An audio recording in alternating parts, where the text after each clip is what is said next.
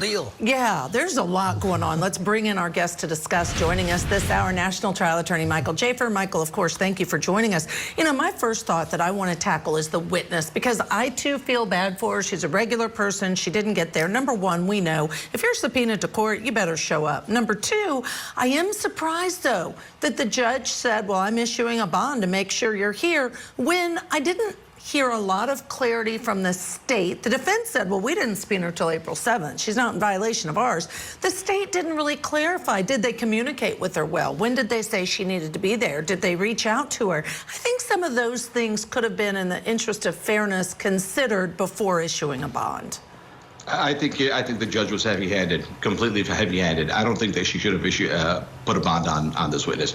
Obviously, we take for granted the part of the process where witnesses show up. We cover the biggest cases on court TV, and we show up, and then this trial starts, and the witnesses are there, they're on time, and everything is choreographed. We take for granted how hard it is on the participants that are not on camera, that are behind the scenes, that are coordinating these things, right? Obviously, the subpoena power is extremely important. This woman's in Grand Rapids, too. And Grand Rapids is a 2-hour drive from Kalamazoo. These are completely different communities. So, you know, I know that they issued the subpoena at 1 o'clock to give her some time to wake up and drive, but I thought the judge was heavy-handed, and I think this would inure to the benefit of the defense, because I saw the defense attorney. This defense attorney, by the way, is doing a fantastic job in this case. Here, what he did was, he was nice. He said, hey, listen, she is not in violation of my subpoena, and he kind of stuck up for her with the prosecutor, who was being very aggressive. So I think when she does take the stand, she's going to remember in the annals of her mind that, hey, these guys want to put me in jail, even though they're not technically the people who put her in jail.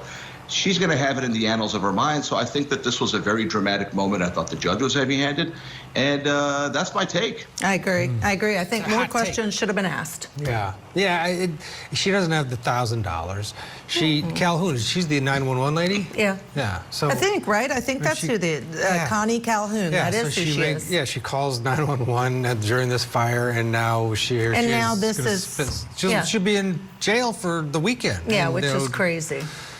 Yeah. All right. Let's get a break.